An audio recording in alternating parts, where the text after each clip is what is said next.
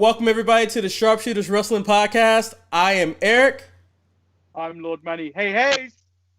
And I'm Marcus, the grand finale, live from the ends of Long Beach. Wow.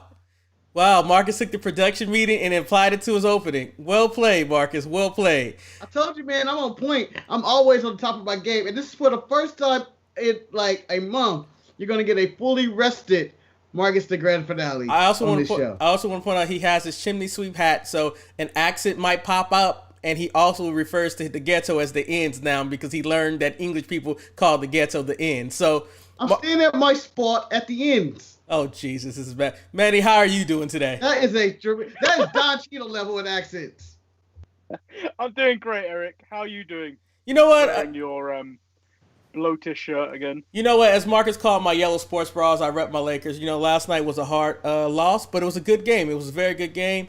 We're going to take it one game at a time. Hopefully tomorrow they can close out the series and I can move on with one less sport in my life because... Pause, sir. Why are you talking like you're playing on this team? Because you're not. Well, see, you got to understand. Last night, I called this fool last night and he sounded like Danny Green making excuses of why he didn't make that shot. Man, you take one shot at a time, baby. One shot at a time. You're not playing for this team? You don't know, man. I got a gang of jerseys. I'm already ready for them to call me up, man. You know, I got my... At best, you're a cheerleader.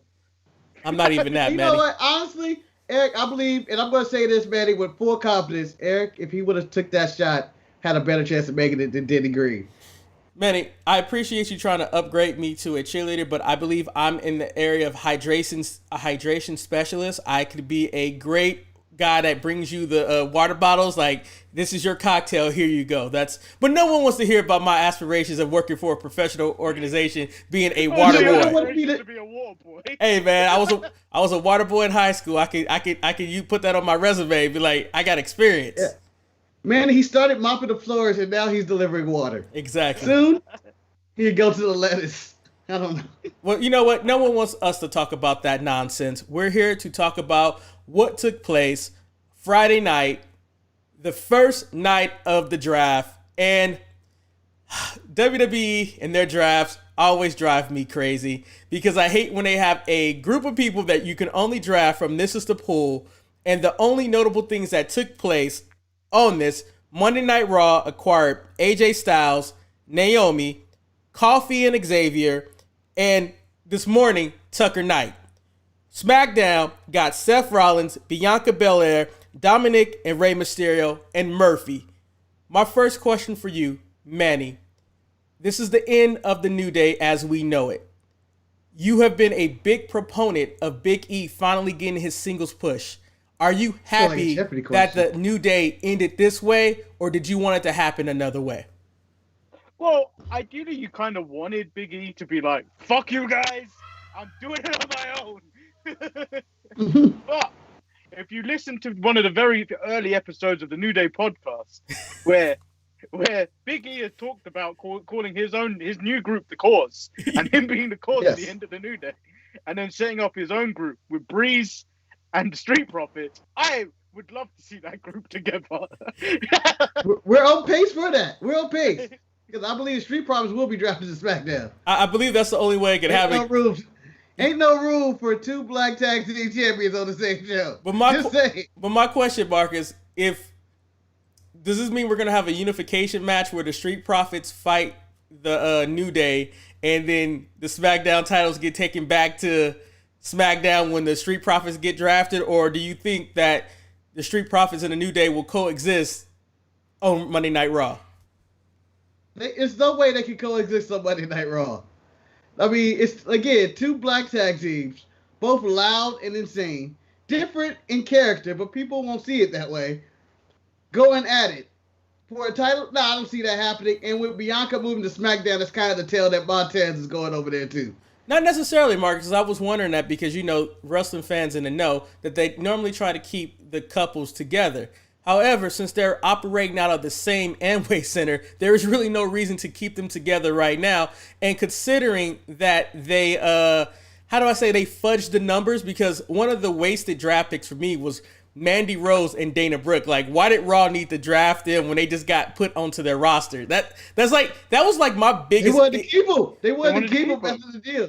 After the deal, they wanted to keep him. They were really impressed about what they were doing over there. I just want to point out that like there's so much talent, so I guess I get the whole idea of limiting who you can select. But Marcus, did you like the fact that they just started selecting champions first? Like Raw said, we're keeping Drew, and then SmackDown said they're gonna keep Roman Reigns in his nice little tribal chief suite. No, it only makes sense to go for the titles first. Like, why would I not draft Roman Reigns or Drew McIntyre first when they are considered the top two wrestlers in the company? It only makes sense. My problem is they don't have the. They're gonna be with all their pageantry and showmanship. Just need to take 5 minutes and look at an NFL or NBA draft and put some damn pageantry into this instead of Stephanie reading up a damn list. Well, wouldn't you have I need stolen somebody to the black Hurt delegation Business before you took Seth Rollins? Yeah, I would have took the Hurt Business. I mean, you would have got 4 individuals instead of taking one wrestler. Like, it just. But what if I am a company that don't want black people on my show? Like Fox. Fox don't want no Black Lives Matter group on there. And you know it. You know it. They fit the description, Eric, as MVP said on Monday Night Raw. They do not belong on that channel. I think the biggest problem I had with the draft was that I think everything was predictable. I think we said last week that we knew AJ was going to be drafted to Monday Night Raw just because he can't stand Paul Heyman. So that made sense. Naomi being drafted, God knows when she's going to return on television because of her surgery that she had. So I don't even know like what that even means. Naomi deserves better routine. When she was drafted pretty high. I'm disappointed. It does bring to question though, because Naomi's gone to Raw, and Jay was the only one drafted to SmackDown. Where does that leave Jimmy? That's also true. I also like the fact, I can't. Emo said I look like the 12th man. Yes, I'm always there. I was disappointed that Humberto was drafted to Raw in the supplemental draft because I really like the connection that him and Dominic had as a tag team. Eric. Oh, well, yeah, you're right. Yeah, so it's like they did switch their show. That's not going to happen. And then New Day wasn't the only team to break up. Marcus, Heavy Machinery is no more, Marcus. I don't know if we're going to have Tucker Knight representing Otis during this tragic time. Well, they didn't do the trial thing, right? No, it got postponed. Miz filed for an extension. I don't see. This is why they need to plan out their shit, because I was expecting the Miz to lose this tonight. Therefore, they do the trial for Monday or after Hell in a Cell. Therefore, Miz becomes champion because he's the new leader of Retribution. I like Mustafa and all, but the Miz should be the leader of that group. No, Marcus, don't disrespect Mustafa like that. No, I liked immediately when Kofi got drafted to Raw. Mustafa hit him up with the "Hello, Kofi." Yeah, because the Kofi run wouldn't have happened if it wasn't for him. Yeah. So like Retribution, now they have somebody to feud with. I really like that, but I would like to do something a little bit different. I don't know if you guys had anything else you guys wanted to talk about the draft. Yeah, I want to say, the Hurt Business remained on Raw, right? Yes. And you got the New Day going on over. And you also have the Street Profits on Raw, which is probably going to change by Monday or whatever. You see Hurt Business feuding with the New Day? It's some more black on black crime wrestling. Well, as listener Levi has always said, on Monday Night Raw, they only know how to be racist. So, Marcus, I do see that feud in foreseeable future. But I think they got to get through the Retribution first. So, I don't know if Xavier and Coffee get drafted into the Hurt Business just for some, little extra. I don't know. I just feel like, for me, the biggest thing is, like, NXT being left out of the draft always feels like a big FU to NXT. Like, it's like, if you want this to feel like a really big brand, you need to at least let them be part of the draft. But that's... Well, you don't understand. The NXT draft is the supplemental draft. Everybody that doesn't get drafted and becomes free agents are potentially going to NXT. Whether you're Shorty G or Tucker Knight, you're probably going to may end up on NXT. And hopefully it's a good thing for Mr. Chad Gable to get his name back. And Mercedes Martinez was taken out of Retribution and back on NXT. So I think that was one of my favorite stories this week. So as I feel like, why? But why though? Why did she get kicked out? I don't think she's got much to retribute. No, she just got hired. Other than being passed over for maybe 17 years of a career and only being noticed now, but like. I mean, she got some retribution. She need that retribution for that. you got Rob Stone representing her again. You know, you can just make everything right again. So, like I was saying, I know you guys had already talked about AEW earlier in the week on the Untitled Manny and Marcus show, but I wanted to do something a little different to incorporate AEW and SmackDown together so I can not, kill two birds with one stone. So, I felt that SmackDown... Start killing birds. Today, man, today.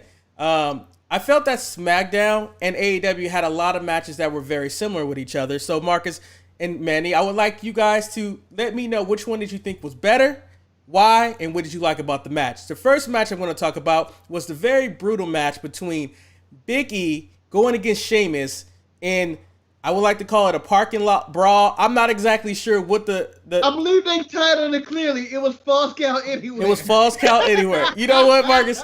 I think it was blatantly on the paper. It wasn't a street fight. It wasn't a parking lot brawl. They fought all over the Thunderdome. So, Marcus, you need to understand, I was not listening to the commentary because I was watching the Laker game at the same time. So, it was, I had a conflict of interest. But I would like to announced it last week. But Marcus, I would like to compare this match to the one match that is comparable to on AEW, and that was the dog collar match between Cody Rhodes and Brody Lee. This is a stretch. This is really a stretch. They both had blood. They both were violent. What of was incidental, it seemed like. So, Marcus, which match did you prefer and why? Dog collar match. Okay. And why? It had more context to it. It was different. Brody and then you had John Silver and Cody brought emotion.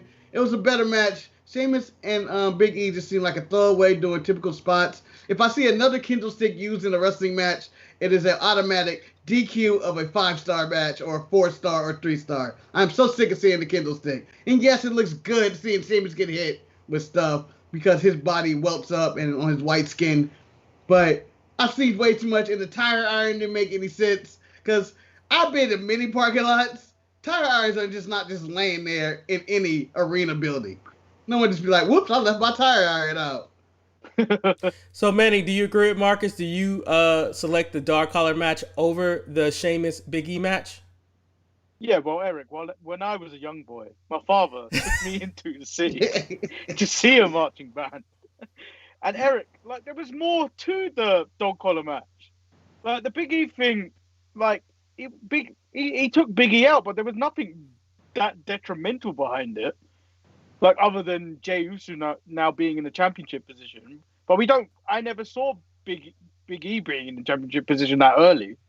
So there was more going into this because Brody killed him. Yeah, he literally executed Cody on national television in 3 minutes. And Cody needed to get that. He needed to get his groove back. Okay, he needed to go to Jamaica and find his Tay Diggs. Okay, that's what needed to happen in this match. And he did. While overcoming Brody Lee in this dog collar thing. To no surprise, this is going to be a big surprise for many people in this situation. I am going to select the AEW match for the simple reason that... Sigh. Look at this guy. Look at this guy. It's as you guys said to yourself, it had more stakes. It had more importance to it. I felt that the match between Big E and Sheamus was the better match, but as for the whole recipe of making a congruent storyline, I thought that the AEW match between Cody and Brody had more weight to it. I didn't like some of the sensibilities of the match, because we still have to get over the fact that Cody got defeated in less than 3 minutes when he first fought Brody Lee. Now we incorporate a dog collar and a chain, and I guess the only way they justified his able to survive is the fact that he bulked up and added more muscle. I was disappointed with some of the blading that they did in the match because I thought AEW did a disservice when they showed the replay of Brody Lee going through the table, and then you can see that his head had nothing to do with the table, and then he wakes up and he's busted open. But outside of that, it was for a championship. I thought overall it was a very entertaining match for what they could do. And seeing Greg the Hammer Valentine, one of the most underrated individuals in wrestling, he's like one of those standbys. I will stand by and say that the dog collar match beat them in that one. Now, moving on. But, you can't compare the matches. This is a stretch that you compare SmackDown to AEW as opposed to AEW and NXT. They're arch nemesis. No. Even though, they're both the A show versus A show against companies. I just feel like this is a stretch to compare these two matches. Like, if you may were comparing this Falls Count Anywhere match to the parking lot brawl between the Pride and Powerful and the Best Friends, that would make more sense than you comparing this one. Any John Moxley match. A, I never saw that match. B, it didn't happen this week. And damn it, it's my show. I can compare what matches I want to compare. So, moving on. Comparing the next match, we're going to talk about the tag team championship matches. This is why you ain't get 2 views. Exactly. No, I got 40 last week. So we had both companies. How many of those were you watching the video yourself? Don't worry about how I got the 40 views. Just know that I got them. So we had the tag team championship matches. We had FTR going against TH2 and Helico and Jack Evans. And I would like to pick this match against the returning New Day Coffee and Xavier Woods going against Cesaro and Nakamura. Manny, which match did you prefer? And Helico. The guy is amazing. And I am done with both Kofi and Xavier Woods for not coming out to help Big E when Sheamus was destroying Big E, when he turned him into a human pancake. Unacceptable. Yes. He covered them in eggs and powder and stuff, but they looked like they planned on making a move when they were dressed in security guard outfits. Like they were going to make a move, they just didn't know when to do it. But they pulled the John Witherspoon in Friday. Let him be a man. Come on, let him be a man. Don't get in. Let him be a man. And you can see, someone go, he ain't fighting Fab. Let him be a man. And Big E showed to be a man. But to compare the matches, this was another edition of Brush and Go, and FTR continues to be the outstanding performance they are on AEW, and the best signing AEW has had, and the best use of a signing they've had. And this was an entertaining match all the way through. There was some botches from Jack Evans, who just goes full Jack Evans. But Angelico makes up for it by just being the coolest guy in the room every single time. I mean, his moves are smooth, he's dancing, and I just don't understand why AEW does not feature the Hybrid 2 more. Well, and that's all I got to say about that. Shout out to FTR and their classics. The interesting thing about that match was that the commentating, I was listening to the commentating, they were pointing out that Jack Evans is the high flyer of the group, and then you throw into the fact that Angelico is the one who has the mat base background or something like he's the mat. And I'm like, I've watched Angelico fight. I don't think I've ever seen him take it to the ground before. But needless to say, he's technical. He's technical, okay? Joey Mercury got credit for being technical. All he had was like an armbar. Any man that can, do that and do it well, I'm okay with that. And for me, I think my issue that I had with SmackDown was the fact that the New Day returning, then they're returning and getting the title match, and then them returning and defeating Cesaro and Nakamura. After Nakamura and Cesaro was doing so much good work with the championship bout, it just left a bad taste in my mouth. And then it felt like afterwards, it was just like, we're going to have them win the SmackDown tag team titles, and then we're just going to split up the New Day. So it's like, it felt like it was a backstage politic. Well, we're going to split you guys up, but we're going to give you the title. Well, I agree with you in one bit there. So I compare that to Sasha Banks calling her shot after a match with Bayley, like, oh, I want to face you in a Hell in a Cell. Hang on, when did you start calling shots for title matches? You don't deserve it, given that you just lost 2 title matches. Then you got broken. You lost to Asuka before Bayley killed you. Yeah. So why do you get to call the shots until we're going into a pay-per-view? And, and I think for me, that was another thing that really annoyed me, like, on SmackDown this week. Why did we have to have this fraud of a match between Bayley and Sasha Banks? I think we all knew that this match wasn't going to finish, because ultimately, if you're going to have the big payoff match between Bayley and Sasha Banks, you're going to do that at Hell in a Cell. Why have this this little taste, and then Bayley goes with hitting her in the gut with the chair, and then like Manny says, make a match. I just thought this was unnecessary. You could have had them cut promos or something to set up the match. I don't know exactly what they could have done, but I didn't like that. Marcus, did you like this little tease of a match between Sasha and Bayley? I understand what they were going for with it. Don't mean I like it. That one bit. But they were going for, bring people in, Sasha Bayley. This is what you wanted. This is what you wanted, Sasha versus Bayley. And you were getting it on free national TV, and they were trying to, draw people in with that, because similar to the way The Fiend versus Kevin Owens, for the first time ever, The Fiend's wrestling on TV, and probably the last time, he's probably going to get drafted. I think it's guaranteed that his papers are being sent to Raw.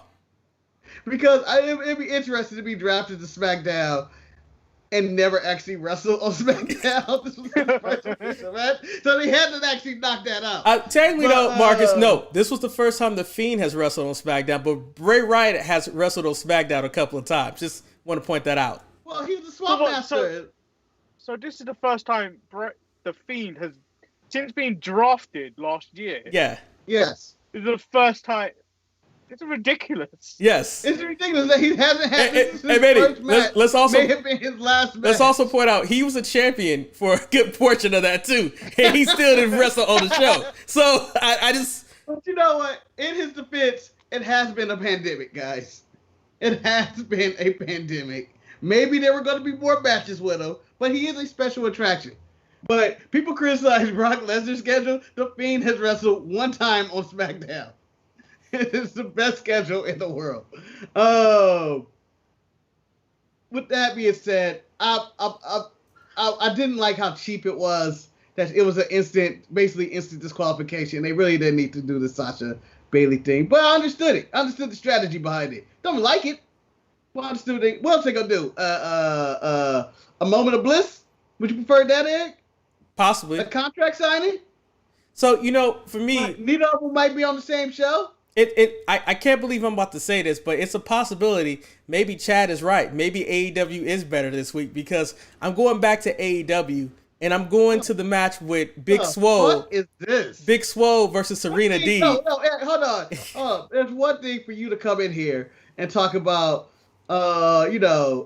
whatever. AEW is better, but to invoke Chad name in vain like that, to just throw that at our face. Yeah, how dare you? It's disrespectful. You may as well shit on my newborn baby. Okay? So, that's how you acted. So what we've been doing on the Untitled Mania Marcus show is been pulling in the admins from the mid-card mess. Pulling them in. Playing politics. To play politics to get this man removed. Yeah, now you are agreeing with him. Maybe I just agree with him to get a rise out of you guys. We are ever rise. We live in the ever rise. Okay, we're in the ever rise of rises right now. Oh wait, you're talking about your favorite tag team. Wait a minute. Yeah. So Marcus, I'm just curious, Marcus. I have to ask you this question: if you guys are the ever rise, who is going under whose armpit? Is Manny going under your armpit, or are you going under Manny's armpit? I need to know. Either way. Well, I refuse to answer this question. You the one who said you're Everrise. And for weeks I said we're in the Everrise. Nah, and then Manny said we're Everrise. So you guys are Everrise. Wait, I didn't say we're Everrise. Yeah, he never said we. It doesn't matter. I'm putting words in your mouth. Words in my mouth, sir. Words in my mouth. Everrise put other things in each other's. Hey, we don't know that. But like I said. Honestly, I don't care about Everrise. I'm just saying, you don't bring up Chad. Okay. Okay? And say he's right. If you're going to say fuck Chad, it's a different story. So you're trying wait, he's trying to make me be Vince McMahon. I can't say wrestling. So is Chad the word wrestling? Unless you're saying fuck in front of Chad, you can't say it. Okay, whatever. That's like calling a title. That's like saying a belt is a title. No, it is a title, not a belt. I've kind of wondered how you and Betty would feel if I ever booked Chad on my show. You guys would be so upset. I would love it. I would love it. It'd probably be our highest rated, or we'd be taken off the air. Either way. Eric, the simple fact, you thought cyberbullying was bad before. I'm going to take cyberbullying to a new level if he's invited to the show. Okay. I'm going to hack his computer. Manny, you said that you were going to say something else. Eric, I've got a question for you, but once we're done with this segment, I am going to ask you that question. Okay. So, but do you guys agree with me? I felt that Big Swole versus Serena Deeb was probably one of the best wrestling women's matches that AEW has had. Marcus, do you agree with me or no? It was one that's solid. I mean, but we're taking it from slim pickings. It's slim pickings from their the depth of their women's division. But it was a really good match. It was nice. Big Swole is now the #1 contender from it. But, you know, I think Serena should have had her entrance.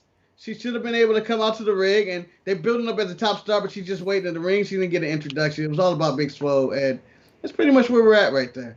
So it was a really good match.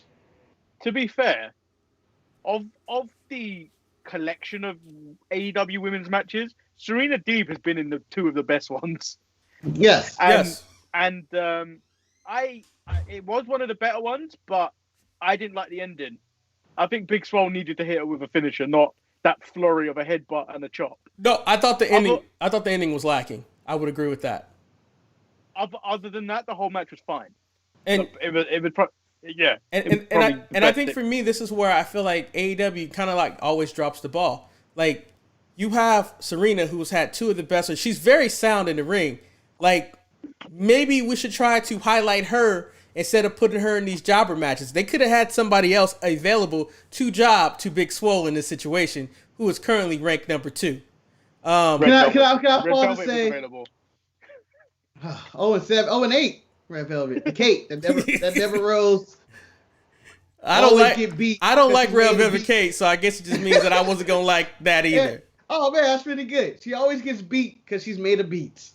Because that's what Red Velvet is made of. I think most of the time, right? No. Isn't that what giving this red flavor? Beats? No. It's just damn. Marcus, Red Velvet is just a chocolate cake, usually with red dye or something in there. Probably no. The red dye is beets. That's what makes it red. That's what makes the red velvet cake red. Okay. I mean, I don't like Red Velvet. And I know this because I hate beets. You don't like beets? Why the fuck would I like beets? Man, beets are actually kind of good when you use them at the right. We're not going to sit here and talk about beets right now. The only beets I like are the group that was in Doug the cartoon. I thought you were going to say that. I thought you were going to say the earphones, but whatever. Oh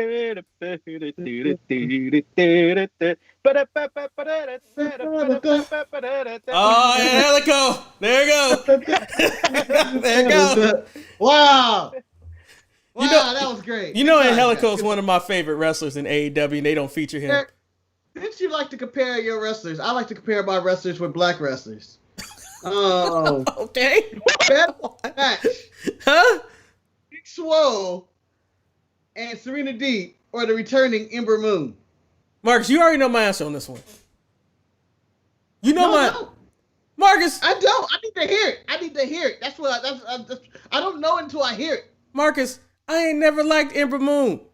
And I think that was like one of the biggest disappointments ever. And then they didn't do them. I'm pretty sure you and Manny touched on this already when you guys talked about TakeOver.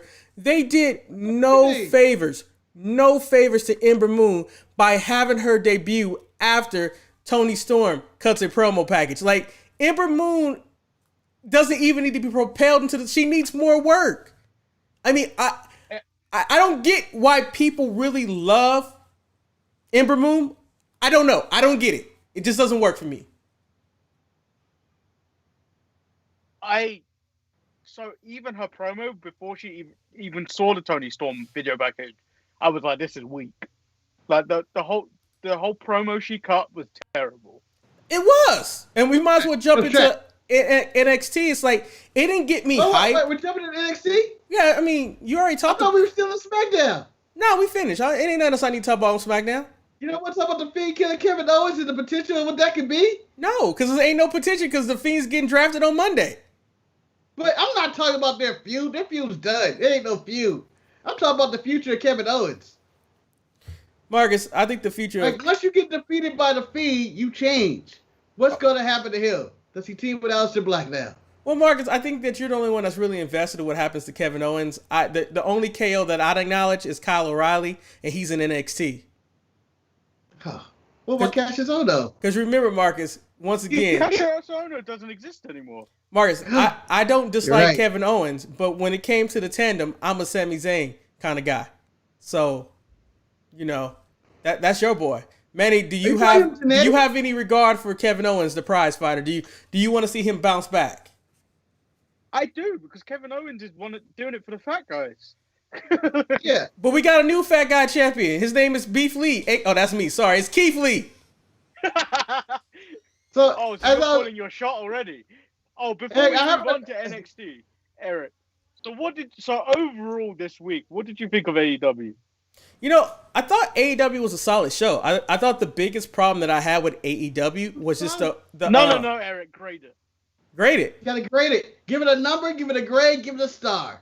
I'll give it a B. You would have given it anything higher than a B+, you would have been champion by now.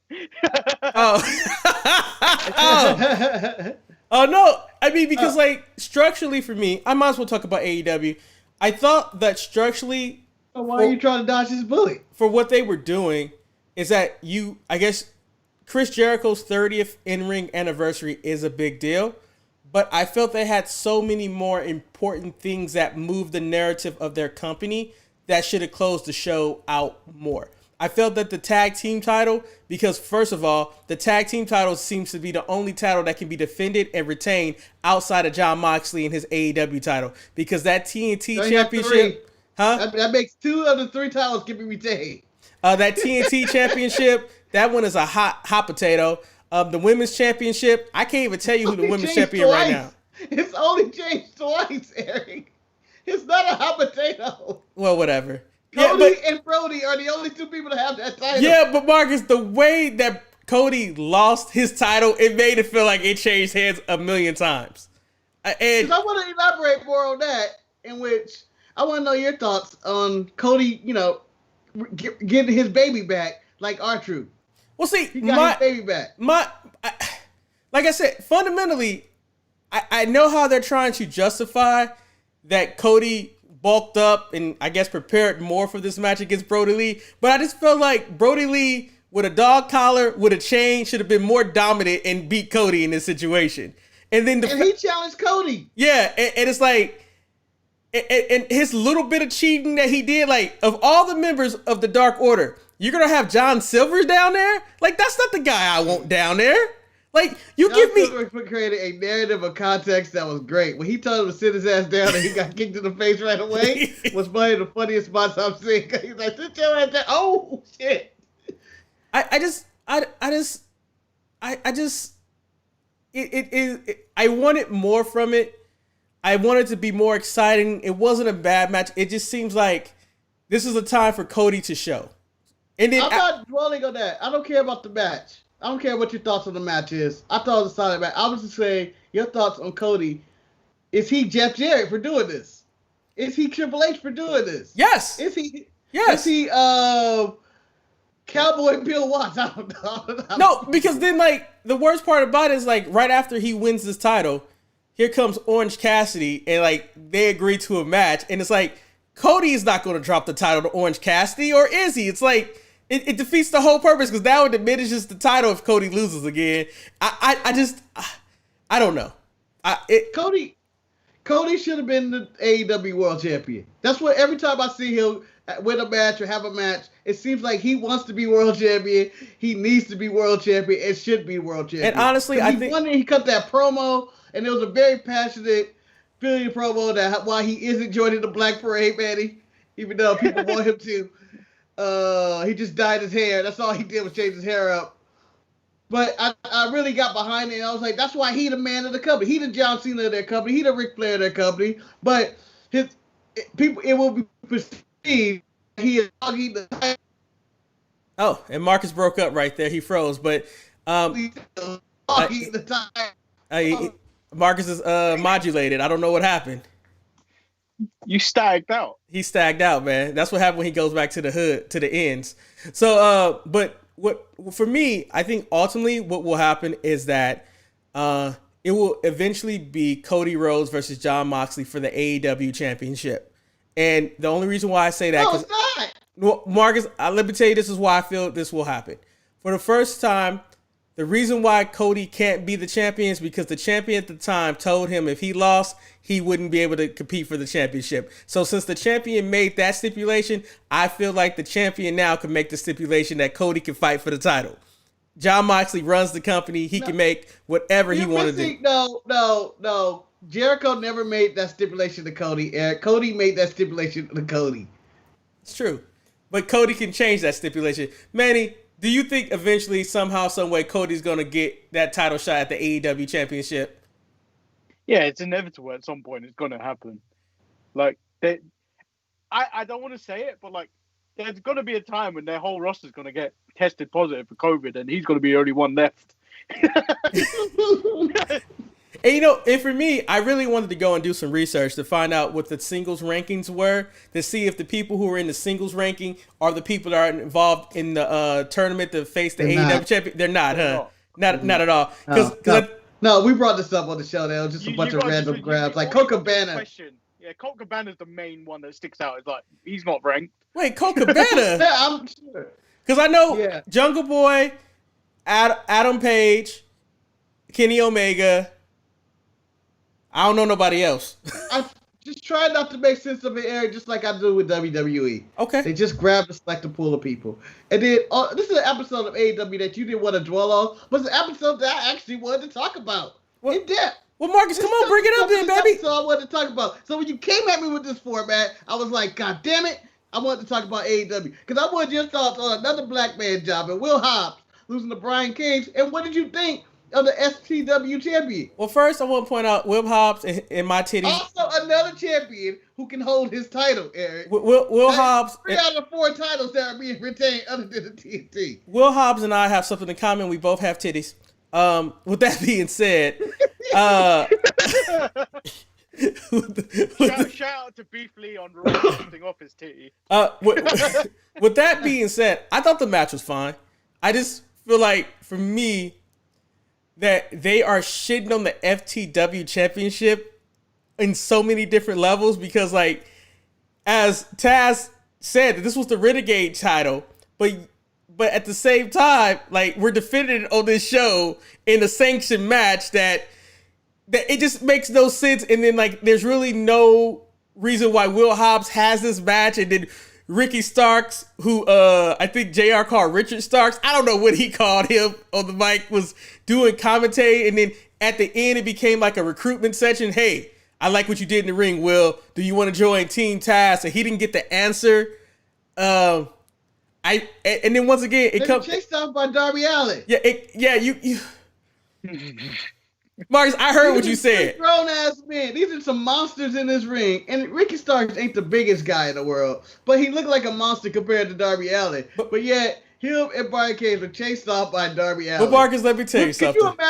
Could you imagine Brock Lesnar being chased off by Shorty G? But let me tell you something, brother Marcus. And this is a part of the show I listened to where Maurice was on. And shout out to Maurice for being a part of you guys' show.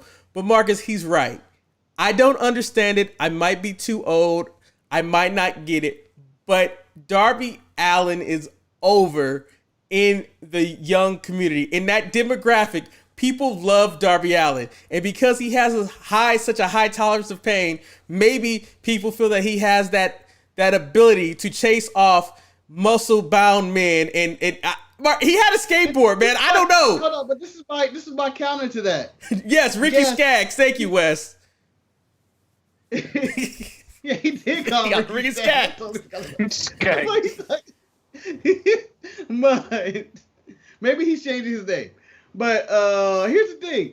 Someone who was really cool connected to a teenage audience was Jeff Hardy. I've never seen Jeff Hardy run off anybody in a ring.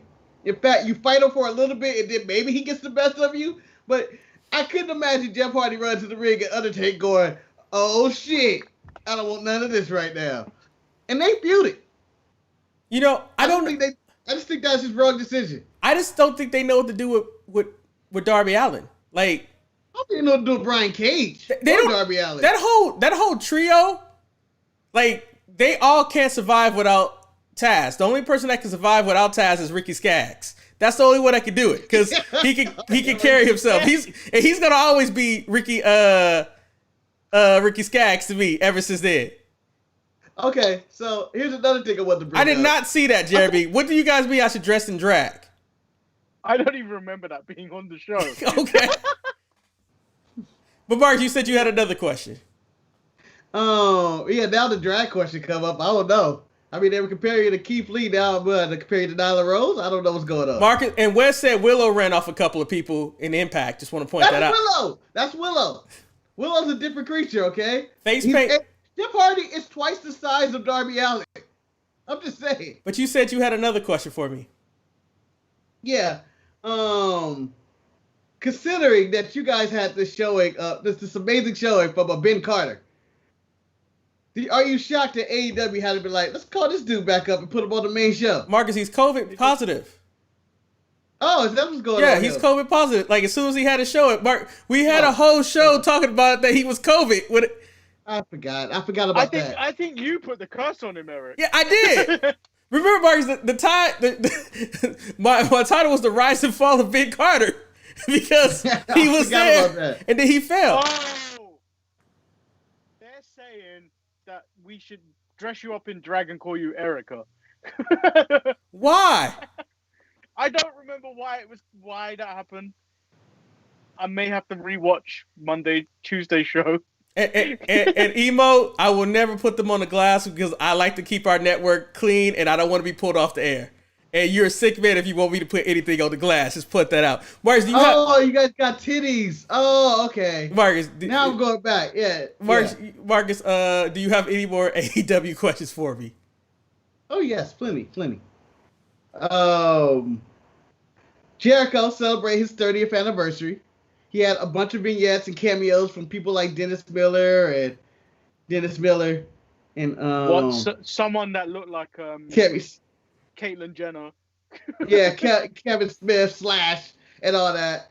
And I wanted to get, what were your thoughts on the ending of AEW with MJF, Jericho, and the credits being rolled? I thought the credits was funny. That was funny to me. I enjoyed that for some reason. I felt that. And Luther. We'll get to Luther in a second. I felt that AEW did the best they could do to celebrate the life and times of Chris Jericho. I thought, it was fine. Was I happy that it closed out the show? No, but it was a wrestling match that closed out the show. As for Luther, Marcus, I have mixed feelings.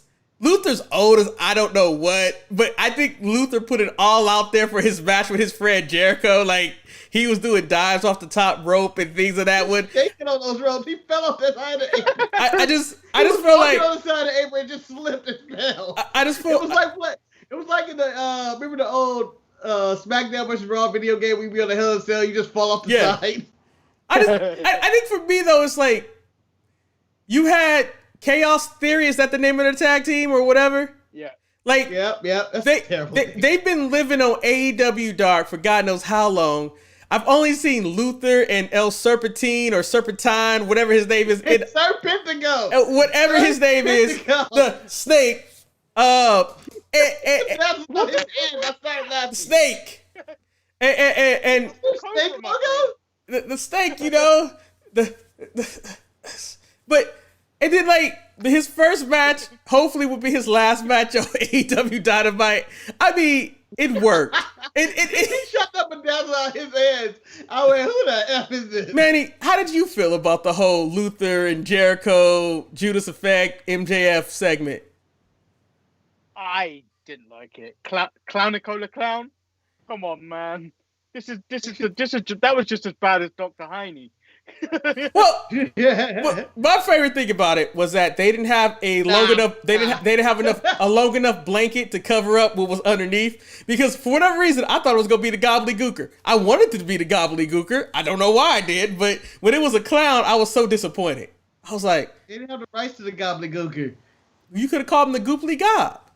I thought there was gonna be a big reveal under there for some reason. I don't know, but then when it was Clownico the Clown and he got knocked out, I was still okay with it. But I thought the MJF thing, I was like, why did we need this? Like, them teasing that they were going to fight over some bullshit, over a picture. I was like, just Just cut the commercial. It doesn't feel like they have a lot of stuff figured out, but then they have so many other things that not figure out how to get you from point A to point B. Now my final questions. 30 years of Chris Jericho. Is he the GOAT, as people claim he is, of 30 years of always changing and all that? What are your thoughts on the 30 years of Chris Jericho you've seen wrestle? I've always been a big fan of Chris Jericho, but at the same time, if I had to select the GOAT, he could be considered in the top 5, but he would not be my first choice. I mean, when you go GOAT, you probably go Undertaker. I mean, for his longevity. You can go The Rock, just because if Rock pops up right now, Rock will still outdraw the entire AEW roster. Like if Rock showed up on NXT, do you know how many views would be on NXT? Let me say, The Rock movie, San Andreas, could show up on TV right now and get higher ratings than NXT and AEW. Yeah, combined. Yeah. By the way, and then you have Steve Austin and things like that. I think the category where you put Chris Jericho is he better than Shawn Michaels? And that's where it gets kind of thing. And I would probably say in this situation now, I would probably take Chris Jericho over Shawn Michaels, just for the simple reason of the way that he has been able to continue his career for so long. Shawn went long. Yeah, but Shawn is actually blamed for the reason why WWE lost ratings to WCW, because no one gave a damn about him. Well, I would say I don't think Chris Jericho is the GOAT, because when you look at like eras in terms of like the Attitude Era, the whatever era came after it, and the now, and like the golden eras, he was never the guy the poster child of that era, of any of the eras. So I don't think you could ever call him the GOAT. He's a good number 2, but he's not the GOAT. But now he's a number 1 in AEW. Would we all agree that, well, he was the number 1 in AEW?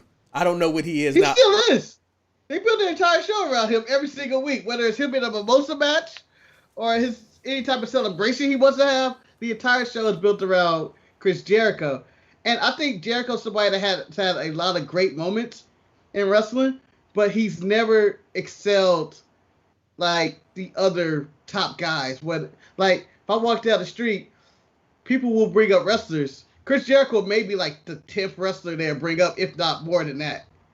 Because you got your Hogans, your Flairs, your Cenas, your Rocks, Austin, Undertaker, Triple H, and you know, even Rey Mysterio probably would come up before Jericho, even though Chris has had the bigger, probably more moments that wrestling fans appreciate, whether it's, you know, Stadium Stampede or his debut on Monday Night Raw or Dean Malenko calling out arm bars and arm drags and stuff. But I agree with still probably one of the great moments. I agree with Grunge Smurf. I think the period of Chris Jericho, the best period is Cruiserweight Jericho. I think that's when I really enjoyed Jericho the most. And I like suit wearing Chris Jericho when he punched Shawn Michaels' wife in the face. Yeah, that serious Jericho, who at one point argued with Bob Barker in full gimmick, in underwear and shorts, is probably my favorite version of Jericho. And then I would also like to acknowledge one of the great wrestlers who would 53 birthday pass was Eddie Guerrero. And, you know, people were talking about his birthday and they were showing clips online and Twitter and stuff. And just seeing what he did in the ring, and you realize how precise and how crisp his moves were. Like, it's a tragedy that he had to die so soon, but he has a great body of work. And the fact that he could do everything. Yeah. It's like whatever style that you wanted to do, he could do. He was a cruiserweight, and then when he was fighting for the heavyweight title, I believed him as heavyweight champion. Like, he was fighting Brock Lesnar. And the complete size difference of that, and you were like, man, I believe they're really fighting, and he's competing with him. And Eddie Guerrero's amazing. All right, so I would actually put him higher than Chris Jericho, too. But Chris Jericho has the greatest debut of anybody ever on Monday Night Raw. Yeah. Debuting against The Rock and talk about how he took Juventude's mask. So, with that being said, I want to talk about somebody that has a lot of momentum going on behind him right now, and I think for the first time, I'm actually seeing this out of this performer on NXT, and that's Kushida. Kushida had a very hard-hitting match with Ciampa, but it got interrupted by Velveteen, who inadvertently hit Tommaso, which means it's going to lead to a feud right then and there. Marcus, I was going to go to Manny first because you have talked so much, but you're raising your hand, Marcus. I'm going to stop talking. I told you, I have full bag of energy. Yes. But I was wondering, are you going to talk about your take on TakeOver? Because you never gave that.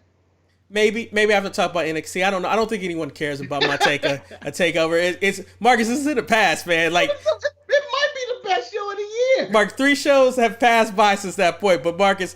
I mean, go too fast in wrestling.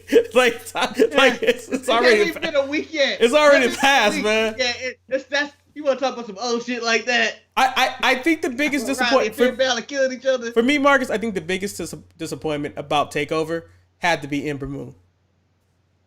I really do. Yeah, but I'm not talking about disappointments. But as for the show, but Marcus, if that's my biggest disappointment about the show, that means that I really enjoyed the show. I thought Kyle O'Reilly versus Finn Balor was probably one of the best matches I've seen in a long, long time. Could be match of the year candidate, as many people have said.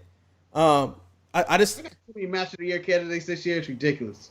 In the pandemic, because we all been locked in. But Marcus, are you concerned for Velveteen's well-being that he inadvertently hit Ciampa upside the head with that chop that was meant for Kushida? Well, Ciampa looked upset but he's going to the pay window. I mean, maybe at a discounted rate, but he's still going to the pay window. You get the DQ rate. You get the DQ rate. Like, come on, man, I need a real win. I need to bounce back. I would like to know how much that medical bills on me. I would like to know how much that costs. Like, how much does that affect your thing?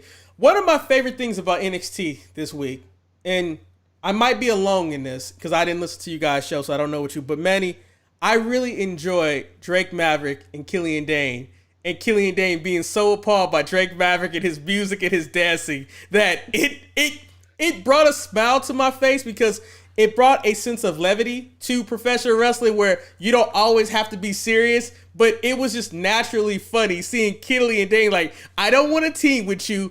Why do you have this music that doesn't match what I do? And why are you dancing? And then they took a little bit too long to destroy Everrise, in my opinion, but still Everrise got destroyed. I think everyone wins in that situation. Right, Manny? Yeah, I'll ask you a question. What's worse, being called a bozo or a weenie?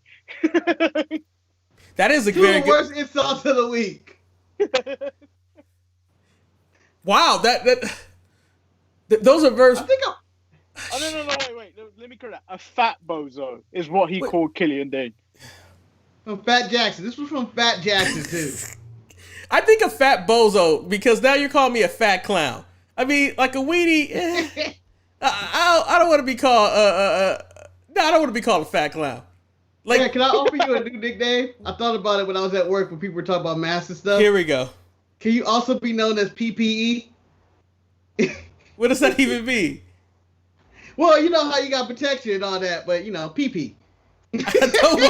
No. But he's already with musty balls. Yeah, so you can be PP, aka PPE. Wow. So Marcus, can you make money with Dane and Maverick? Yellow on already too. Don't make me take this shirt off. No, please don't. What kind of threat is that? I don't know. Yeah, who's getting embarrassed on that? Marcus, but Killian Dane and Drake Maverick pairing, as I said, for the word jump needed to happen, and I think everybody on this show said this don't need to happen, but it needed to happen, and it's happening, and it's absolutely amazing. And Killian Dane, who reminds me a lot of Fat Thor. I don't know why I saw a lot of that this week, but the whole dance and the music and everything and them getting along, it's the best odd couple pairing since Kane and Daniel Bryan. Okay. And WWE does odd couple pairings. They hate tag teams, but love odd couple pairings. So I did love when he knocked him out, and then like he was about to walk to the back, and he was like, "Oh, for fuck's sake!" and then picked him up and carried him. Yes. And then he was a thumbs up. Like, no, yeah. It's one of those things where Killian is like, I don't want to team with this fool, but guess what? I'm going to because I just won. I'm going to the pay window, and I'm on TV. I guess he's doing something right. All right, so with this lumped in, I'm gonna lump this somehow in with Kushida and Ciampa and their little feud that they had in the parking lot or in the back, and NXT and their storylines. 90% of their storylines are done in the parking lot, Eric, or in somebody's DMs or Twitters. So this one is a DM feud in which he keeps messaging Killian Day about joining his tag team. And that's pretty much where we are on Instagram. And do you think this is an acceptable way for NXT to do feuds? Or should they try to do something more elaborate, a la Mysterio storyline? Marcus, I don't know what NXT is doing half the time. I'm like, because since we're going to jump, like, if you want to talk about the DM feud, let's just talk about, like, what's going on with the Garganos. I don't know. I'm bring that into it. I don't know if I'm Candice LeRae, if I can accept another woman sending my man a TV, like a big screen TV, with a USB drive, talking about how I helped out and Johnny being more than welcoming to bring her in. Like, I don't. Well, he wasn't welcoming, Eric. At first, he goes, Indy Hartwell, who the hell she beat? Like, he was already against her. And then the entire time he got that TV, I always said good things about Indy Hartwell. That girl got jealous. She got but I enjoyed this, that they made it look like that was a twist. Because it seemed like it was more of a botch in a match, that she saved her for no reason, but they're going to make it into a story like Indy Hartwell is helping her.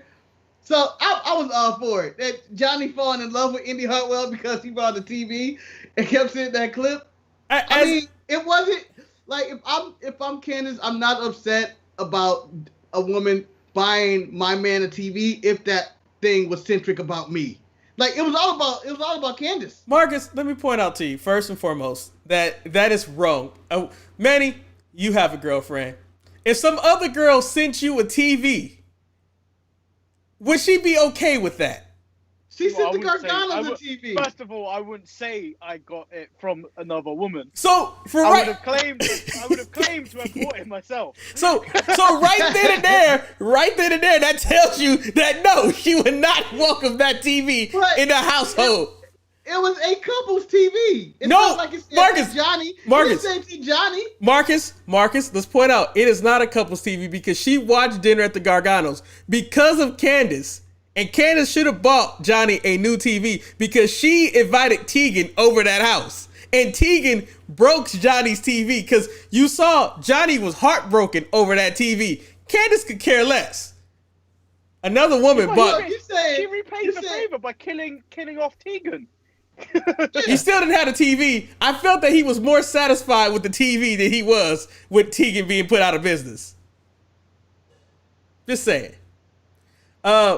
But I'm a big fan of Indy Hartwell for some reason, so I'm glad that she's being involved in some type of story. And I'm also Grunge Smurf, I would probably turn down that TV or try to figure out a way, like Manny said, that I bought this TV. I mean, you can't bring that. I went on The Price is Right, and I won it. You didn't know that? I told you I was going on The Price is Right. Yeah. Honestly, it would have been best to just tell your wife that Indy Hartwell bought you a TV with this drive on there, talking about that she saved your wife's life. I think she would have been grateful. Well, first of all, I'm upset. Her in that match. I'm upset that Indy's opening up the TV, putting the drive into the TV. Like, I want my box to be unopened. I don't want an open box TV. That's beside the point. That shows her dedication. That shows her dedication. So it's a giant TV. I'm not gonna be mad. Slide it in. Nah, she plugged that into the USB port. So Leon Ruff debuted again on NXT, the Ruff Bunch. Woo! He gave us a little glimpse of his magic, but then he quickly lost to Austin Theory, who then quickly lost to Dexter Lumis. Quick. This is about 40 minutes of NXT TV time. I know, but are you happy that Dexter Lumis is back, Marcus? Because I know you were sad when he got hurt. Marcus, don't answer that question. The real question is, are you happy Leon Ruff is back? Yeah. I am happier that Leon Ruff is back on TV more than I am happy to see Dexter Lumis back on TV. And I enjoy both characters and wrestlers. They're both amazing. And, Dexter Lumis being back, feuding with Theory works for me. I mean, I like it. But Marcus, Dexter... Then, your boy... Yeah. Dexter Lumis is not feuding with Austin Theory. He's feuding with my boy Cameron Grimes because if Cameron speaks to you, you need to speak back, or you gonna be taken to the moon. Man, let me say, Eric, he had the best sign off ever. yes. Excuse me, while I go to the moon. Yeah, exactly. And no one knows what that means. He could be going to get high. He can go eat a moon pie. You don't know what he's doing, but he's going to the moon, and he's trying to take everybody to the moon with him. And I might argue, and I'm going to say this, and this may be the controversial hot take. Cameron Grimes might be the best heel in wrestling right now. I want to see him get his ass beat so bad. And you may say, oh, MJF says this, and Randy Orton does that, and and Roman and Paul Heyman are killing family members. Fuck all that. A heel to me is someone that's completely dislikable, and that is Cameron Grimes. His catchphrase to the moon is dislikable. Him attacking people in the middle of matches. I just want to see him get his ass kicked every single week. I don't think he's dislikable. I think he's just annoying. Yeah! He is the Chad of NXT. So, Eric, on the Untitled Mania Market Show with Maurice on Thursday, we likened an evolution trail of Leon Ruff evolves into Swerve Scott, who then evolves into Kofi Kingston. Oh. And we left it there. But then I did some thinking. The final form is our truth. No. See, you gave that final phase to R-Truth. I thought you were going to go Booker T. No, see, I was going to go with the final. Oh, no. I was going to say the final form could either be Apollo Crews or even I see the final. Well, because he juices up. It's like Frieza. Eric, because they've all kept the same hair, so we're keeping it. Okay. Yeah. The final form could technically be Mark Henry at the end of his career when he had his hair. And he was a giant man, just a giant grown-ass man. So I think one of my big disappointments of NXT was the whole Ridge Holland situation. He destroys Danny Burch and all that, but earlier, the Undisputed Era is talking a gang of shit, and I was waiting for them to come out and attack Ridge Holland, and they never did. That bothered me. You can't attack man, Eric, when he got injured. I feel like the show had to change. Which was, I thought was unfortunate because they seemed like they were planning a lot to go into this. Because, they hinted that he may have been paid off to do what he did to Adam Cole. Yes. When he said that, I didn't have a Mercedes last week. I do now. You can thank Adam Cole for that. And then, there was millions of directions they could have gone with that. Yes. Manny, I'm so glad that you caught that because I did enjoy that. Because, first of all, when Ridge Holland drove up in that Mercedes, I was like, I don't see you driving this car, Ridge. But when you find out that he got it for being a bounty hunter, I'm okay with it. It's like, you know what? If I'm a bounty hunter, I'm going to waste it on something that I would never buy. I'm really glad that they took him out because that dude was on the path of blowing all his money like every wrestler. First time he got any bit of money, he over there, I'm buying a Mercedes. I'm going to do this. He was going to have a grill by the end of the week. I know it. So, the last thing I'm going to talk about. The injury was actually really disappointing, whatever happened, because it looked like they really planned on pushing Ridge to the moon. With Cameron Grimes? No Cameron Grimes reference. So, speaking of a new push, and Manny knew, I don't know if you guys talked about this, but I think you did because it was in your graphic, but my girl Xia Li, Boa, came and showed her a letter from the consulate. I'm assuming that's the consulate that let her know. It's her acceptance papers to be in the triads. What are you talking about? I know. It's from the Chinese consulate. They always write letters, man. I'm letting you know. The way Xia Li, she looked at it. What do you mean I've been failing? And then she was like, yeah, and man, I'm so excited for this that I shouldn't be excited because, it leads to so much. First, her wrestling attire may get fixed. Second, now we finally can see what Boa has become since he ever was the Chinese draft pick maybe, 3 or 4 years ago? I don't know how long he's been in NXT. Discovered by John Cena in a shop somewhere. I don't know. And as Daniel Lewin said in the chat, too spicy, because that's what she is. She's too spicy. It's too spicy. Manny, were you happy that she got the letter, letting her know that she got to get her act together? Yeah, but it felt like just a letter. I felt like it should have been more like on papyrus or something, and like had Why, you wanted a scroll? I want it on a scroll, or had like it sealed with like wax or something. Not like, oh, here's your check. I got really Blue's Clues by with we just got a letter. We just got a letter. We just got a letter. Wonder who it's from. And the sad part about it, she still didn't win. But, you know, Shotzi got the win. I mean, and I figure Shotzi can't lose because she is the focal point of Halloween Havoc. She's all over the screen. No, she's the host. She's the host of Halloween Havoc. She's Elvira, the Mistress of the Dark of this Halloween Havoc. And if you follow her on Instagram, she talks about how that's what she wanted to be before she found wrestling.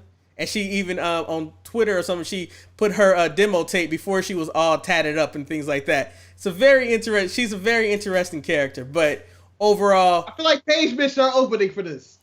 Paige has been going for that for years, and they finally did it. And it's like, God damn it, I don't wrestle anymore. I'm on Twitch. I'm trying to form a union. and see, and that's the worst part about this, though. Like for me, it's that like I look at the roster of the women's division of NXT, and I think that's where NXT has the strength at is their women's division. At the end of the day, though, Ember Moon just don't fit. She don't do it for me, and like I just. Eric, she was upstaged again. She was upstaged again by Toni Storm. Toni Storm not even in the arena. Just had a vignette talking about it, you know, let's go see a new Toni Storm. I was like, oh shit, that's Toni Storm. And then Ember Moon comes out later, and I'm going like, yeah. Everybody in that match, I want to see Big Mama Cool and Rhea Ripley fight for the title. Like the main event, this werewolf. The main event did absolutely nothing for me. Like I could care less about this main event. I was like, I guess AEW won this week because like Ember Moon just don't do it for me. She just don't.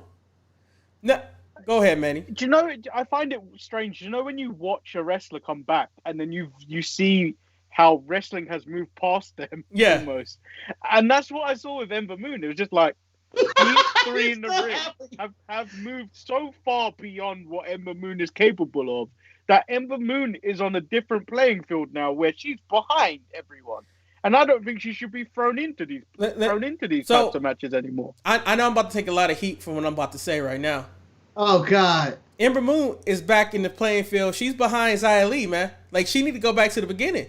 Like, there is nothing about her character that says that, hey, like, we really want to get behind you. She, as Manny pointed out, everyone is so far advanced in her. Dakota Kai has moved past her. Even Tegan Nox and her bad knees are better than where Ember Moon was. Allergic knees. No. Her allergic knee is better. Her allergic knee alone is better than Ember Moon. Yeah, and it's like, and the sad part about it, Ember Moon was called up to the roster, and the thing was, like the injury was bad, but as Jeremy says in the chat, she has no direction. Like, none. Like, what is she? A werewolf? What? Like, it just... A werewolf on a motorcycle. Like, I don't get...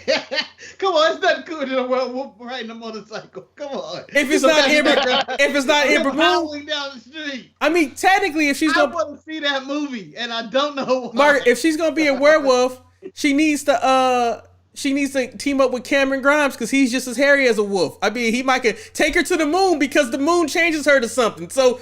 Nah, there it is. Killian Dane is Baron Corbin kind of scenario. It's a lone wolf Baron Corbin kind of scenario right there. Killian Dane is far more hairier than Cameron Grimes, and I questioned when they showed the footage of him walking into NXT with Drake. I was like, Nikki Cross really puts up with all that hair.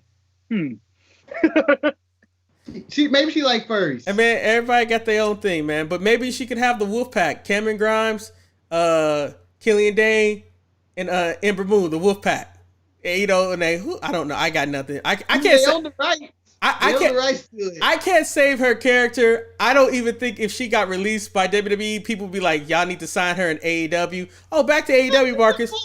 You wanted to talk about something, and you said this in the pre-show, and we can speak on this. You were talking about the role of... I talked about everything in AEW that I thought I wanted to talk about. No, you didn't, Marcus. You didn't bring up your conversation about Miro and his role in AEW. I forgot And you forgot again, but Marcus, I'm not going to forget you about this one, Marcus. Miro left WWE because he wasn't doing something, and WWE brought back somebody who I will not say his name on SmackDown that could have easily been put into the same position as Rusev, but they decided to push this other person whose name will not be mentioned. Marcus, is Miro better off playing video games with Penelope Ford and Kip Sabian? Well, at first, Eric, I was like, you're being harsh on this best man thing, and, things have been going on. Oh, shit, he about to say I was right. It's been 4 weeks of Miro, right? 3 to 4. I think so. Yeah, and, it just seems like each week his stock seems to diminish more and more. Like the first week, then he had that bad match. Then he was talking about putting on the bachelor party, which are still doing the wedding thing, and now he's just out there playing games on an arcade thing. I don't understand the direction they're going. They have a monster. They have Rusev. They got the top free agent in free agency. They got him. They got the Anthony Davis. They got the Giannis Antetokounmpo. They got the LeBron James. I don't think he's that good, but they got their Tom Brady, who forgot what down he was on. Well, I thought he was still the Four Horsemen. I thought that was contagious, and I was like, Four Horsemen, baby. That's why I did that. Don't worry about me. But I feel like WWE could have easily made Rusev Lars Sullivan right there. And why you say his name, man? Have matching haircuts, and Lars Sullivan's a racist who did porn and was killed on TV because of that. I don't understand why. He started having a lot of things. He started having anxiety problems when it came to the show. So he took some time off, and then all this shit started coming up with the racism and the gay porn and stuff while he was off TV. Yeah, and I'm like, time has passed him like Ember Moon, baby. But It never was a time for Lars Sullivan. I don't know who was crazy for Lars Sullivan return. Marcus, there was never a time for Ember Moon either. Ember Moon had a moment.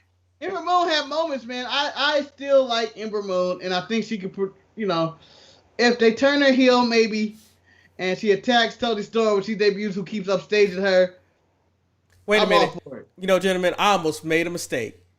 When I was trying to compare SmackDown to AEW, I almost failed to talk about Marcus and Manny. I need to know, what do you guys think of the Tribal Chief's meeting room with his Cupid statues in the back as he was telling Jey Uso what was going to happen to him? Manny, did you enjoy Roman speaking to him like a godfather? Yeah, why not? He's the Tribal Chief. Yeah. Consequences. He was at the table. I like the fact that you have to go through Paul to get to Roman as well. You don't call Roman out. You see Roman when Roman wants to see you. Yes. Is it wrong that I need Jay to lose because I need to know what the consequences are? I need to lose, Eric. I know, but it makes he's gonna say I quit, and the consequence is he's out the family. Or he's got to go to Raw or something along those lines. I don't know. They can never win the tag team titles again. I don't know what consequence Roman can put on other than thinking about the family. Like, you can't talk to Nia Jax no more. You can't babysit Tamina's kids. It's just like the consequences I put on Wes. He can no longer contend for the DSPN championship till he does one of the two. Buy official DSPN merch. Or 2, live up to the original bet from WrestleMania 36 of purchasing that Tamina shirt. I would prefer him pick the first one because that helps us more than helping Tamina, but I guess someone has to buy a Tamina shirt. But yeah, Marcus, the thing is, I was ready to say that Roman was about to have that schedule that The Fiend had of SmackDown and not wrestle. Well, guess what? He has a match next week where he's fighting Braun Strowman. And Jeremy, Eric, beating Jey Uso does not get Roman Naomi because that is Jimmy's property. Or Jimmy's wife. Property? I know, man. Wow. I know. Wow. I know. I know. Man. I know. Look at him being an old 1950 man. Owning women. Yeah, You need to get the Sharpie wife on the show now and then explain yourself. Nah, because then we have to talk about Indy Hartwell sending us a TV. So and then you have a domestic on the screen. Ed's gonna get his ass beat. there's only one thing that I want to talk about on Monday Night Raw, and that is what I call the missed opportunity. And that was involving Retribution, the Hurt Business, and Mustafa Ali. And You gonna say Mufasa? I was gonna call Mufasa. I was, but I thought this was still gives me chills hearing that name. I thought it was set up. Although now that you mention Mufasa, the moment they drafted Kofi and Woods to Raw, and then you hear Woods go, "How come you didn't say E's name?" Yeah. I'm like, that's almost like when Mufasa died. Yeah. Where's E? Why you call E? Hey, you know what? I want to give a shout out to Xavier though, because Xavier had an Achilles injury. He came back and he looked in better condition than he did when he left. And I thought he moved in the ring really well, and I commend him for that. Compared to like Ember Moon, who had the same injury and came back and she didn't look that crisp. For fuck's sake. What? For fuck's sake. You have to stop hating Ember Moon like this. This is borderline hate. This is borderline natural hate, unnatural hate. I just don't like her, Marcus. I'm sorry. But you treat her like, I mean, Dana Brooke has got, you've given her and Marcus, Lana Marcus, more in-ring credit. Marcus, Lana, yes, nothing for Dana. No, I'm good on that one. But Marcus and Manny, like I said, the opportunity was missed. Like the seeds being planted that MVP made the offer to the team of Cruz, Ricochet, and Ali to join the Hurt Business again. And like Ricochet thinking about it, and Ricochet even being drafted, and this were talks of Ricochet leaving WWE. I don't know what's going on with Ricochet, but Marcus, do you want to see Ricochet in the Hurt Business? Well, I believe we're going to get Apollo and Ricochet both in the Hurt Business to fight Retribution. They're going to team up because Ali and them betrayed them all. He did. And they're already feuding with him, and this is the way to get all of these guys in the Hurt Business in the most convoluted way fashion possible. But with that being said, the thing that I think I mentioned on the Untitled Manny and Market show, the way I wanted to see, even though I liked Ali being the leader of the Retribution and him coming out in that reveal. You said earlier in the show you want him to be replaced by Miz. Yeah, I still want him to be a number 2. He a Starscream, not a Megatron, baby. Don't let that twist it.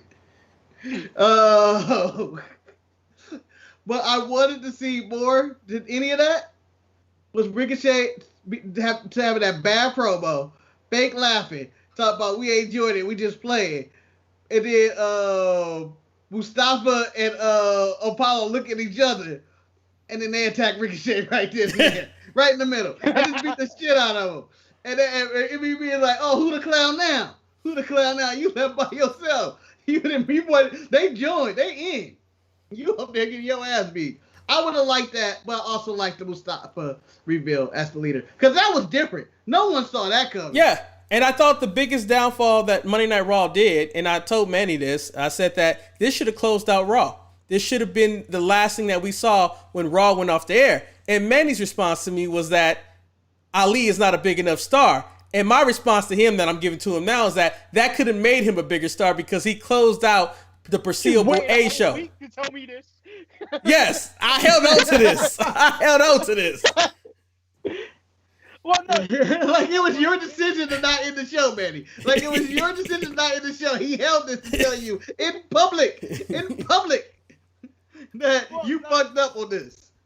Well, in reality, so if it meant they'd strap in the rocket to move Mustafa, I'm copying you now, Mustafa. Yeah, I would accept that them putting it at the end of the show, but I don't think they're going to. You don't think they're going to take him to the moon?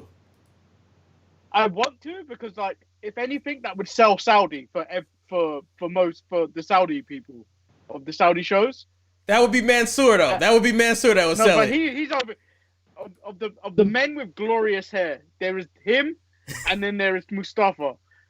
But I think he's surpassed him because he's on TV more now. But you know, like the whole thing about Mustafa being the leader makes so much more sense because he's an ex-cop. Like it's like he could lead this anarchist group that exists out there. I wonder, are they going to replace Mercedes Martinez with somebody like the whole light? It kind of intertwined into the hacker gimmick. I thought that they gave Retribution with announcing that Ali was the leader. It made me intrigued. It made me say, well, they got some bad names, but damn it, he controlled T-Bar and Slapjack and Mace. He let them know what they were doing. Again, they can always get rid of these names by saying these are their code names because they still technically haven't revealed who they actually were. That is also They're still true. Wearing masks. So, but also, with him being the leader of this and bringing it full circle and them coming up, I understand why they couldn't end the show with it. Because you would then know that something's up. Like, the surprise just kind of goes, like, why is the Hurt Business and Mustafa and them ending Monday Night Raw? Something is up. So, I feel like that would have gave it away. In a way. Just make that way I'm kidding. Even though I agree with you, it should have ended the show. Because the show ended at that point. Damn Randy Orton, RKO, and Drew. And Marcus, and fuck Robert Roode in this situation, too. Robert didn't need to be in this match. Robert and Dolph just didn't belong. No, my favorite thing about the Robert and Dolph match, or being in this match, is that last time Robert Roode debuted, I said it looked like he needed a haircut, man. And I think Vince saw the same thing and was like, why the hell you ain't cutting your hair? And then he had a haircut this week. You know, the thing about it for me, Marcus, and I'm sitting here and I feel bad when I'm about to say this, I feel that Robert Roode is on that same trajectory as Ember Moon. And I hate to say that because, you know, I love me some Robert Roode. No. I got a glorious shirt. But Bobby's just doing the wrong thing right now. Marcus, we keep saying Bobby's on the wrong show. Who can take the spotlight from Ember Moon. Can return to the WWE and team with Robert Roode instead of Dolph Ziggler. He was supposed to. He was supposed to, but then COVID got in the way. Yeah. I mean, this is a chance for him to return, and they can reform Beer Money. And they can be Glorious Money or something. I don't know what they call themselves. Glorious Cowboys would just get them kicked out of all the clubs. Hey, everybody, it's the Glorious Cowboys. I don't think that's not a name I would go by. The Glorious Tag Team. No, it's not, Marcus. But I would like James Storm to completely change his gimmick to go to Glorious James Storm. That would be funny. So we do have... he ain't a cowboy no more. He's been a cowboy his whole life. So we do have an email from Chris. He says, the subject line says, well. Where the fuck has he been? It is I, the hater of a city in North Carolina, Bianca's favorite fan, and the man who has never had a peanut butter and jelly sandwich. That's right, never. It's me, Chris. Wait a minute. That's impossible. Why? Marcus, Ryan has never had a peanut butter and jelly sandwich. What's allergies, man? But Marcus, that makes it not impossible, because what if he has allergies? We don't know why he's not eating a peanut butter and jelly sandwich. But Ryan has tried peanut butter and jelly sandwich, I think, before he got sick. I don't think he did. I don't think Ryan... he took a bite and was like, oh no! Is Ryan there right now, Marcus? Mark, is Ryan... allergic. That's how you know. Is Ryan there? Is Ryan there? I don't know. Do you want me to go do some research? Yeah, because I need to know if he ever had a bite of a peanut butter and jelly sandwich. All right, I'll go talk to my researcher. Hold on. Or wait, I can always call him on the phone. Hold on. I'll call him on the phone. He's gone. He ain't here. You just call him on the phone then, man.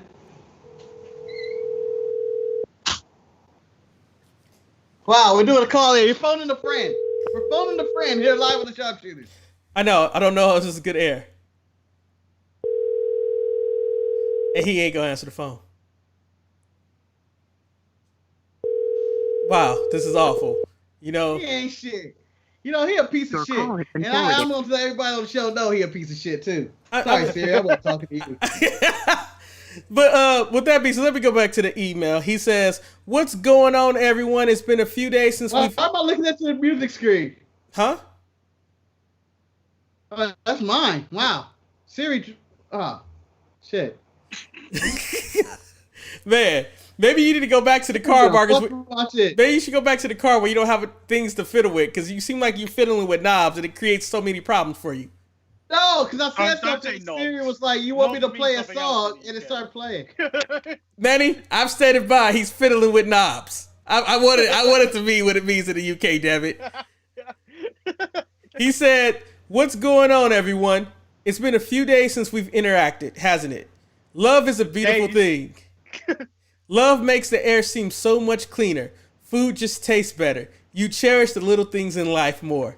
Nothing can seem to go wrong. Even dealing with morons, it just doesn't bother you like it should.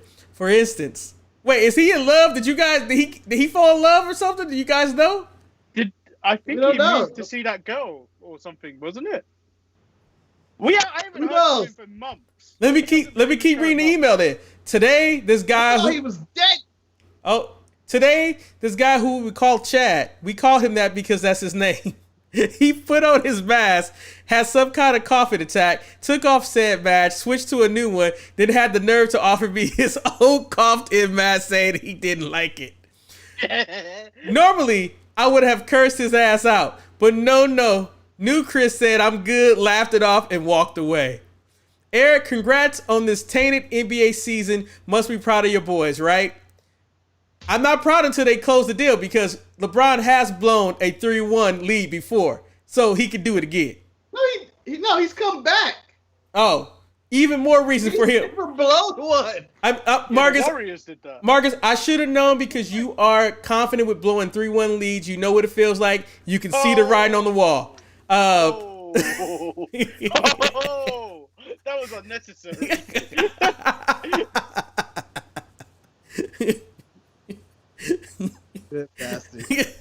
Marcus, should we put him on his own team for Survivor Series now? Yeah, that's bullshit, man.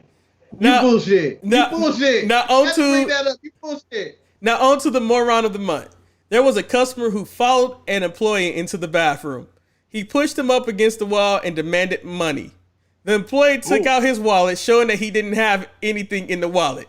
Then the employee either escaped or was let go. He informs everyone what happened to him. Cops are called. The customer then comes out and threatens to put the assistant manager 6 feet deep. Then for some ungodly reason, he goes back into the bathroom and hides. No one is permitted in that area for 45 minutes. Cops corner the guy in the bathroom and leads him out through the back of the store. Then it turns out the guy and his girlfriend have been living out the back of the store by the dumpster. She is escorted but not arrested away from the facility and told that they are banned. Back to love. Yeah, even you and your dumbass bookings can't bother me right now, Vincent Kennedy. You bring back Charlotte and give her a 3 belt reign, man, fine. You already have a Nia on TV, so what? Even if you put your boyfriend on my precious NXT for no ungodly reason. Wait, you did do that, didn't you, Vince? Vince, you can go F yourself. Ryback said that the world would be a better place when you died. Well, he wasn't wrong, but he forgot someone. The fuck is 2020? Stop putting this Bama on TV. Until next time, Chris is awesome. You know, that sound like Chris. I don't know what the hell he's talking about. It was all over the place, but it wouldn't be an email for Chris if he didn't do that. Charlotte coming back Monday? Huh? Guess Charlotte coming back Monday? No, I don't think so. You really think so? She has to be drafted. Oh, I mean, she was taking pictures with Steve. She's still available. She still was taking pictures with Steve Austin and stuff, so I don't know. Do you guys have anything else you want to add to this little show that we call the Sharpshooters before we close it out? A few things. Go ahead, Mark. I didn't get your take on the latest Mysterio drama, and do you think Aaliyah's the real star is gonna come out as the real heir apparent to Rey Mysterio's? You know, I was actually very disappointed that this storyline is still going on. I was happy to see Seth drafted to SmackDown because I thought that was going to be the end of the story. But the fact that not only did Dominic and Ray get drafted to SmackDown, but in the supplemental Talking Smack draft, they put Buddy Murphy on SmackDown too. And I'm like, God. Yes. Oh, Manny, you didn't know that.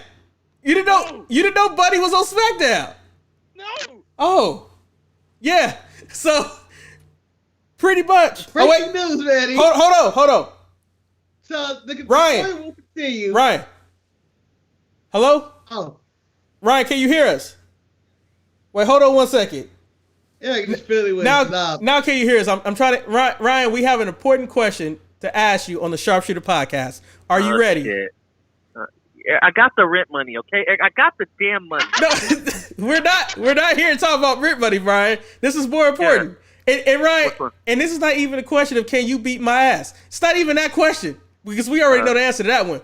But we need to know, have you ever eaten a peanut butter and jelly sandwich?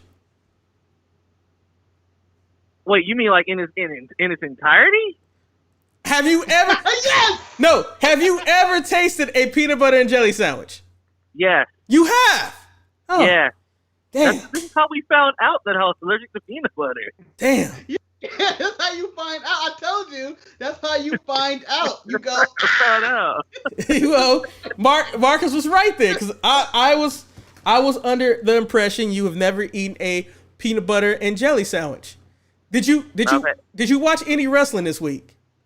No, I haven't watched shit, Eric. Well, I saw. Was that last week when Mustafa did what he did? That was just Monday. That was just Monday. Okay, I saw all of Raw. That's pretty much all I've seen. I haven't watched any wrestling.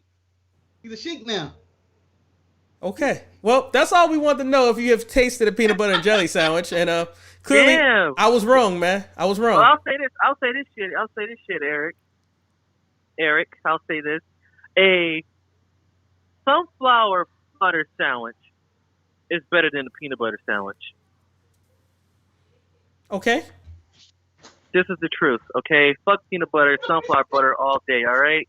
Okay. Sunflower and jelly. This is what you need to eat. This is what you need.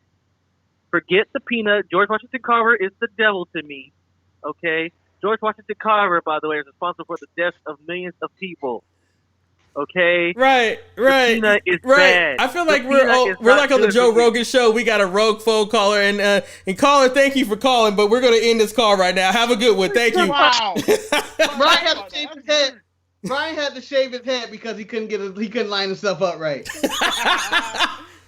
So Eric ain't got no hair. He just bald like us. Oh, that's great. It all starts now. Gentlemen, it was a very fun time spending time with you guys. There will be announcements coming up shortly about this show. I don't know when those announcements are going to come, but stay tuned next week. Huh? Oh no. Me and Marcus the week after next. The Untitled Manny and Marcus show are taking a break. The week after next. And eventually the main show, the one that only gets 30 views, will be taking a hiatus, pending medical. That's good. You know what? This is the end of season 1. We can end season 1, guys. Marcus, we've been doing this for 15 years. We just now ended season 1. On YouTube. Wait, Season 1. that would be great. Season 1, episode 700, whatever this is. It's the end. Season 2, episode 1. It'll be a nice reset. But anyway, being in a better place. but with that being said, I think that's it for this episode. We will not leave you in the dark. When I do take the hiatus, I will let everyone know. But we're taking everything day by day for the Sharpshooter Show. But make sure you stay tuned for the Untitled Manny and Marcus Show, which airs Tuesday and Thursdays on our wonderful network. Also, help us out. Maybe we won't go on hiatus if you guys will visit Store Frontier and buy some of our merchandise. It's all we need. A little bit goes a long way. You can help feed the kids. You can. Please. I mean, come on. Eric, Disney put a shirt. Huh? Hey, Disney put our logo over the Hurt Business logo and sell the shirt. I mean, Go ahead. think about it. If do it. if Miss Hartwell can sit in the Garganos of TV, you guys can buy a shirt from us. You can. With that, I'm Eric. I'm Lord Manny Hayes, and I'm going to the moon. Everybody, I think he's going to take a shit. And I'm Marcus, the grand finale. And I would like everybody to have a blessed and safe Halloween. That's 2 weeks from now, huh? That's probably more than that. So I ain't got nothing. I got nothing to fall to move. But yeah, you need to go by AKA PPE. I'm not going by PPE, Marcus. No, I'm okay. PPE. You're PPE. No. But until then, whatever you want to call yourself, everyone stay sharp. We'll see you guys next week. We're out. Manny, good luck on the moon. Peace.